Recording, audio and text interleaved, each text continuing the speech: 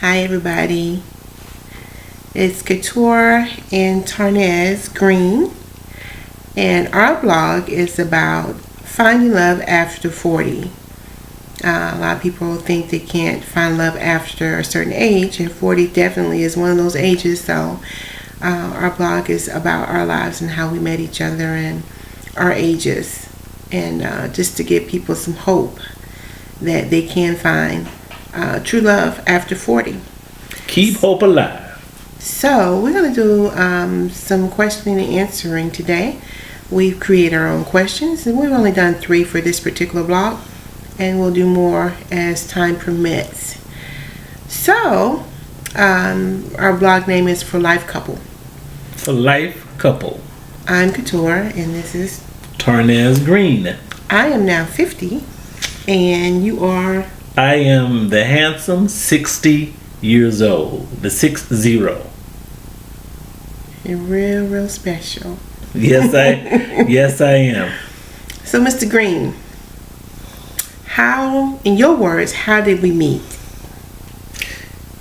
What the world needs now is love, sweet love.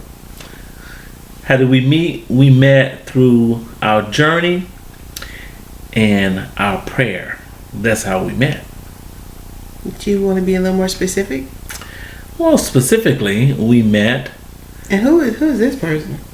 I'm your husband. I need the other Tarnez. The other Tarnez? Mm-hmm. All right. Well, you got him. You and I met specifically on a night that I was invited to a Detroit ballroom class, which I had no intention of going to. And that's where we met and how we met.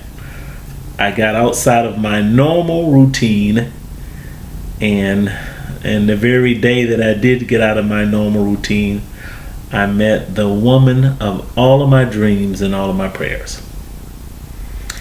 Well, my story is a little more detailed, and just to give you a little background, I lived in Charlotte and Tarnez lived in Atlanta, and I was a ballroom instructor. And the day that we met, we were in the parking lot, just the two of us, walking into the building, and our paths just kind of came right together, and then we veered off to go into the building.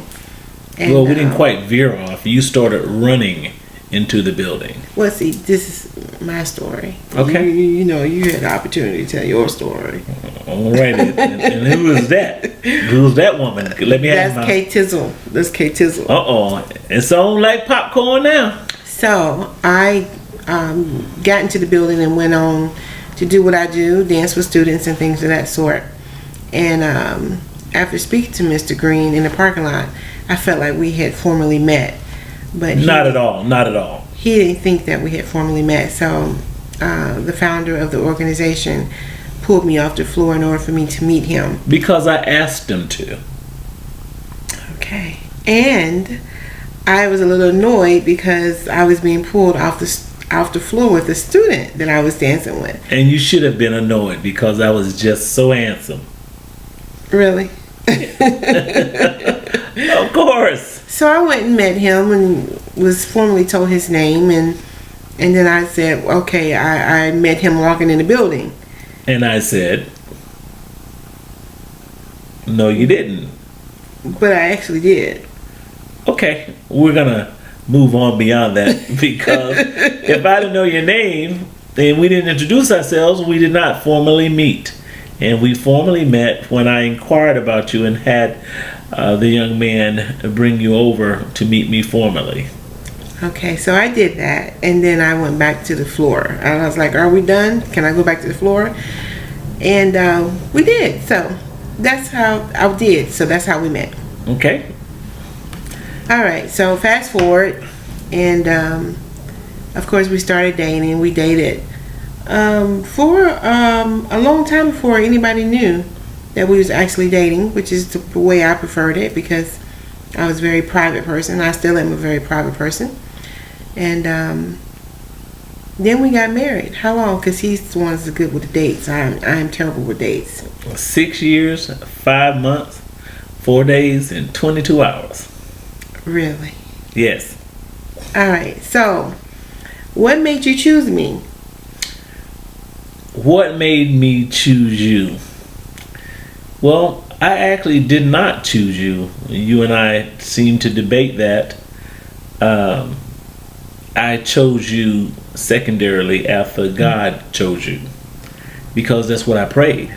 I had given up on doing things my way, and I asked God very simply to choose the woman of my prayers and my dreams.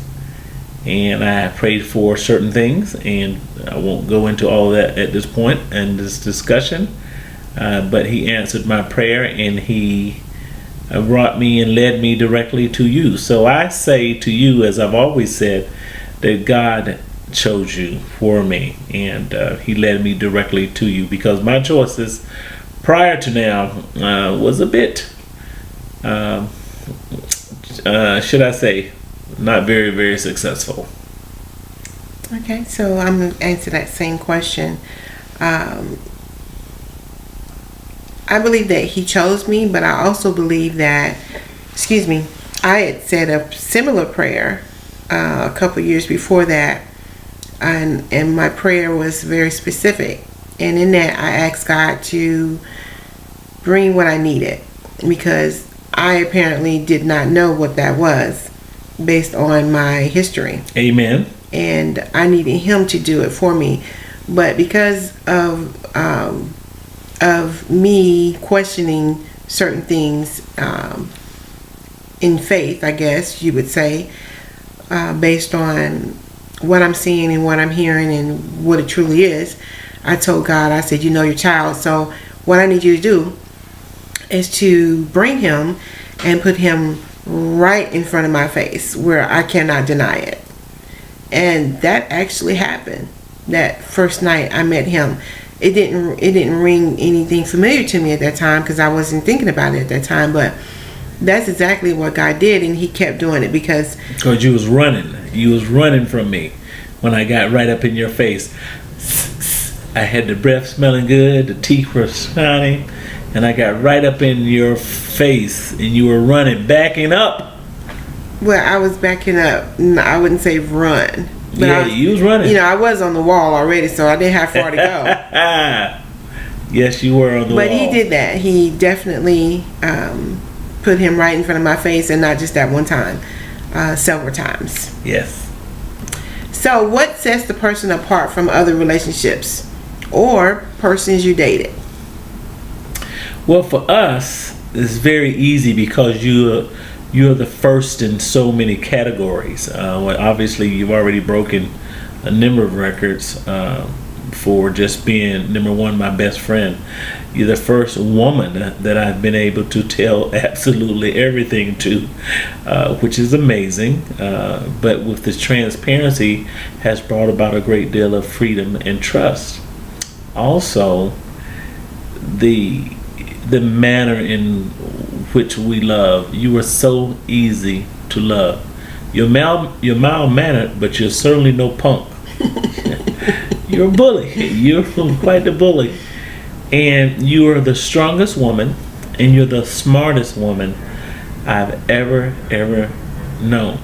With the exception of my mama, you are all of that and a bag of chips. And we fit together like a puzzle. Pieces of a puzzle, and no carving.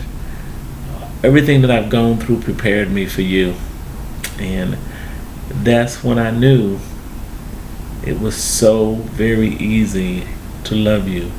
And approaching 7 years, it seems like yesterday when we met, but we were meant to meet, and we were meant to meet at this time.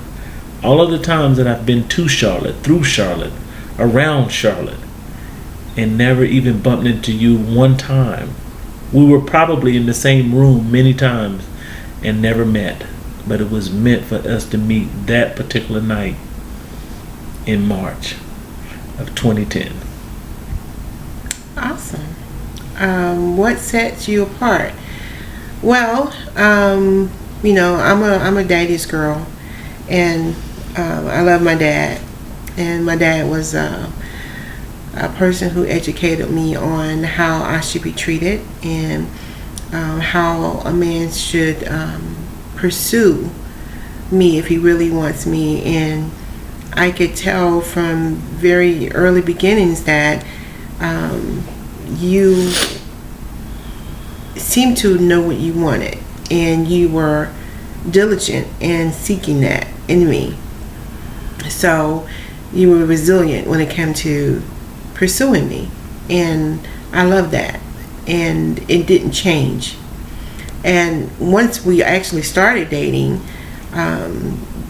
you wasted no time showing me that I can trust your ability to lead.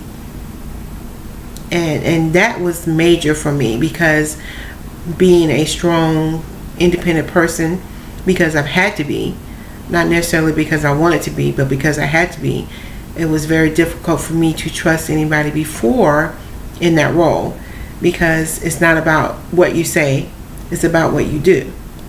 And with that, you showed me who you were as a man, as a lead, which allowed me to bring down those walls to be able to trust you in what I consider the most intimate parts of my life: finances, housing, job, just everything, and it did my heart. So that was, I think, a biggie for me, and a really a first timer for me. And this is not my first marriage. This is my third marriage. And well, it's my first.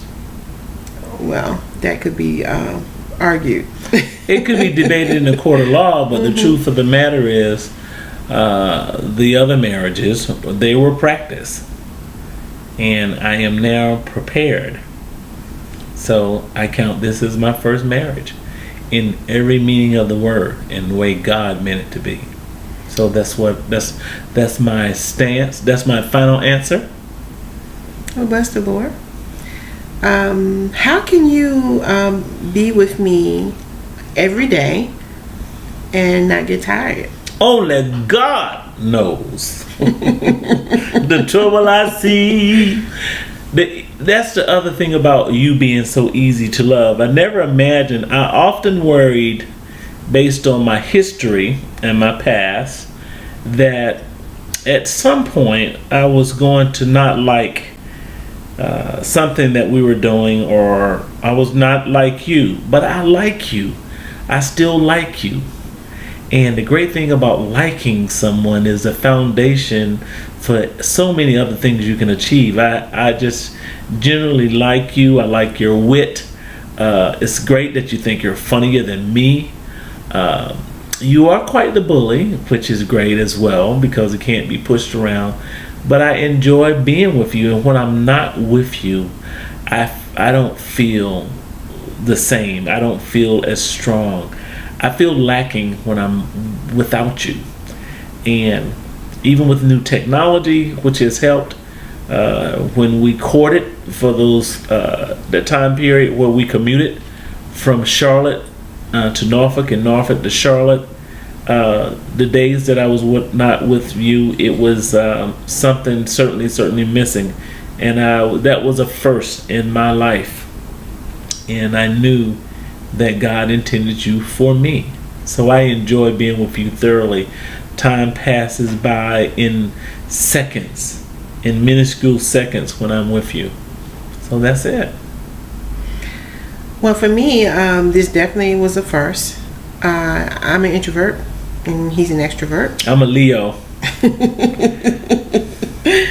And I think that we complement one another in a lot of things. And in the home, it's just like you said earlier, we're just like a perfect puzzle that comes together.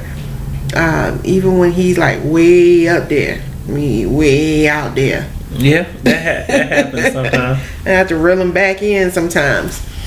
But we have so much fun together, and I am so me. I'm totally me, which is a first. I mean, I guess I've always been me, but I haven't been able to express who I am.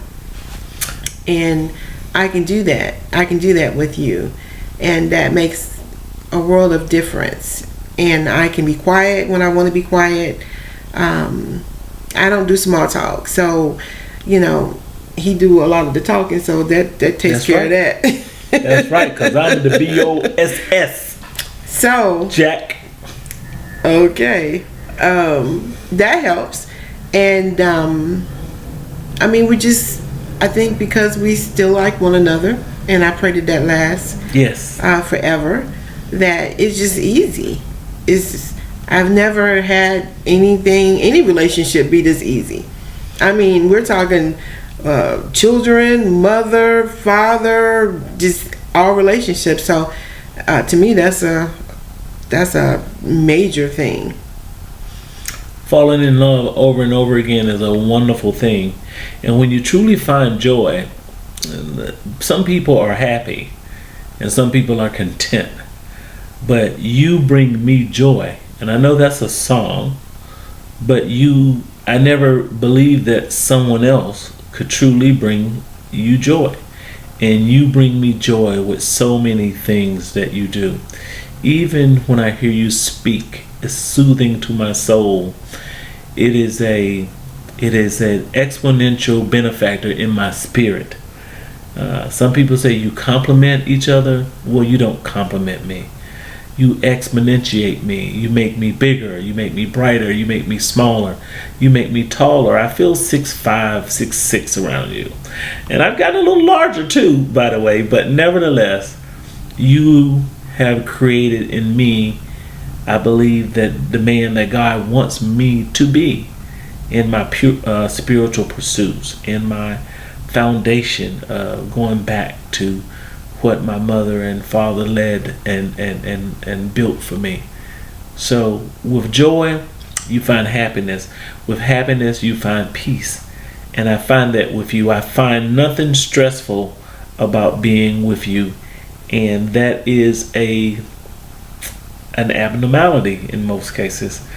But that is a tremendous blessing. And I know it's a God's blessing. Amen. I agree.